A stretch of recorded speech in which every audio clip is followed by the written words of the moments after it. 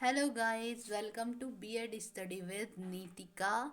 और आज हम लाए हैं आपके लिए असेसमेंट फॉर लर्निंग, जो कि सेकेंड सेमेस्टर का एक पेपर है। उसके कुछ इम्पोर्टेंट नोट्स, बहुत सारा जो सिलेबस है वो मैंने कंप्लीट करवा रखा है इस चैनल पर। आप चाहें तो उसे भी देख सकते हैं। ये केवल नोट्स हैं और ये आपको खुद ही पढ़ के, अगर आप लिखना चाहें तो लिखें, वरना पेपर के टाइम आप डायरेक्ट यहाँ से पढ़ भी सकते हैं। तो सबसे पहले ग्रेडिंग है। ग्रेडिंग क्या होती है, आपको पेपर में किस तरीके से लिखना है वो भी मैंने यहाँ पे बता रखा है। आप अगर ऐसे फ्लो डायग्राम और ऐसे फिगर्स वगैरह बनाते हैं तो इससे ज़्यादा अच्छा इफेक्ट पड़ता है। और जैसे टेस्ट टाइप ऑफ आइटम्स हो गए, ऑब्जेक्टिव टाइप हो गए, इसके एडवांटेज क्या क्या हैं, यूजर्स क्या हैं, डिसएडवांटेज क्या हैं, आप ये भी लिख सकते हैं।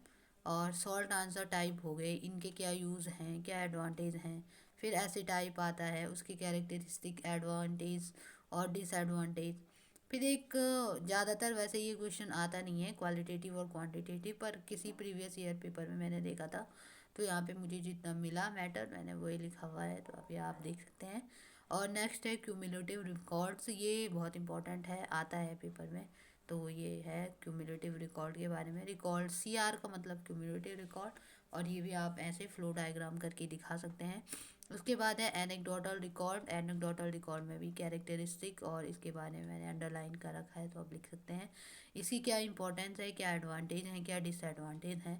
उसके बाद आता है क्वेश्चन एयर, और ये भी लगभग पूछा गया है ज़्यादातर पेपर में, तो आप देख सकते हैं क्वेश्चन ईयर। उसके बाद इसके भी एडवांटेज वगैरह हैं, जैसे पेपर में लिखा जाता है सेम टू सेम वैसा ही नोट में लिखा गया है। ऊपर से ज़रा साफ आया नहीं है, वैसे कोई बात नहीं। फिर कैरेक्टरिस्टिक क्या होता है एक गुड क्वेश्चन ईयर के, तो ये है एक्सप्लोरेटरी होना चाहिए, क्वेश्चन सीक्वेंस अच्छा होना चाहिए, स्ट्रक्चर टाइप, अनस्ट्रक्चर्ड, ये दो टाइप का हो गया, तो ये यहाँ पे लिखा हुआ है। फिर क्वेश्चन कितने टाइप के होते हैं वो भी यहाँ पे लिखे हुए हैं। पिक्टोरियल हो गए, ओपन एंडेड हो गए, मल्टीपल चॉइस, स्केलिंग, ये क्वेश्चन ईयर के अंदर जो क्वेश्चन होते हैं वो इस टाइप के होते हैं।